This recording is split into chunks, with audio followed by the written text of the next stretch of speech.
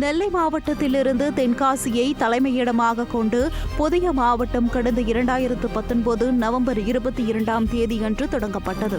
தொடர்ந்து தென்காசி மாவட்ட ஆட்சியர் அலுவலகம் கட்ட தென்காசி புதிய பேருந்து நிலையம் அருகில் இடம் தேர்வு செய்யப்பட்டு 119 கோடி ரூபாய் செலவில் கட்டுமான பணிகளும் தொடங்கி நடைபெற்று வந்தது.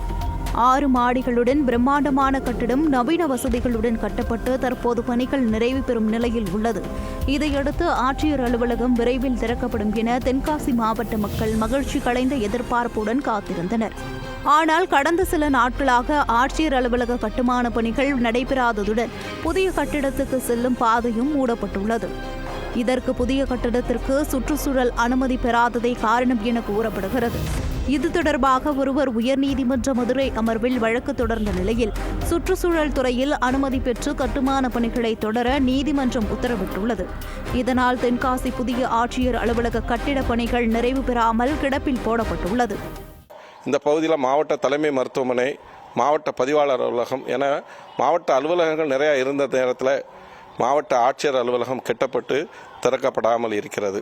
கட்டி முடிக்கப்பட்டு 3 ஆண்டுகள் ஆகி இன்றைய பழுதாகி இருக்கக்கூடிய நிலையிலே அரசு தனி கவனம் எடுத்து மாவட்ட ஆட்சியர் அலுவலகத்தை திறப்பதோடு இந்த பகுதியினுடைய முக்கிய மக்கள் பிரச்சனையாக வளர்ச்சிக்கு தடையாக இருக்கக்கூடிய மலையக பாதுகாப்பு கமிட்டியிலிருந்து தென்காசி, ஆய்க்குடி, பாட்டாக்குறிச்சி, ஆலங்குளம் போன்ற பகுதியிலே விடுவித்து அரசாணை பிறப்பிக்க வேண்டும்.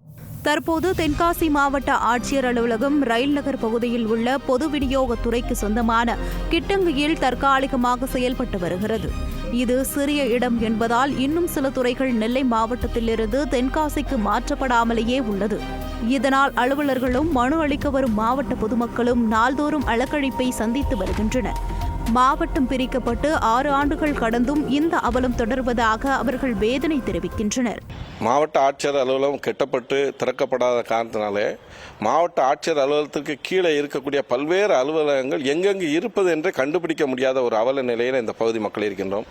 ஆகவே நீண்ட நாளமாக இந்த மாவட்ட ஆட்சியர் அலுவலகம் இத்தனை ஆயிரம் 100 கோடிக்கு மேல் செலவிடப்பட்டு கட்டப்பட்டு இருப்பது, திறக்கப்படாமல் இருப்பது மிகுந்த பாதிப்புகளை மக்களுக்கு ஒரு முக்கிய பிரச்சனையாக இருக்கிறது. ஆகவே இதில் இருக்கக்கூடிய சட்ட சிக்கல்களை சரி செய்து அரசாணை பிறப்பித்து விரைவிலே தமிழக அரசு இது திறக்க வேண்டும். ஒரு தனி மனிதன் அனுமதி பெறாமல் கட்டிடத்தை கட்டினால் தமிழக அரசும் உள்ளாட்சி நிர்வாகமும் சுற்றுச்சூழல் அமைப்பினரும் உடனடியாக அந்த கட்டிடத்திற்கு சீல் வைத்து நடவடிக்கை எடுக்கிறார்கள். ஆனால் தமிழக அரசே சுற்றுச்சூழல் அனுமதி பெறாமல் கட்டிடம் கட்டியுள்ளது. கட்டிட பணிகள் நிறைவு பெறும் வரை சுற்றுச்சூழல் துறையும் அதை கண்டுகொள்ளாமல் இருந்துள்ளது. தற்போது ஒருவர் வழக்கு தொடர்ந்து உயர்நீதிமன்றம் உத்தரவிட்டதின் பேரில் கட்டிட பணிகள் நிறுத்தப்பட்டுள்ளது. இது மக்களின் வரி பணத்தை வீணடிக்கும் செயல் என குற்றம் சாட்டுகின்றனர் சமூக ஆர்வலர்கள். எது எப்படியோ உரிய அனுமதி பெற்று பணிகளை முடித்து புதிய ஆட்சியர் அலுவலகத்தை விரைவில் திறக்க வேண்டும் என்பதே தென்காசி மாவட்ட மக்களின் கோரிக்கையாக உள்ளது.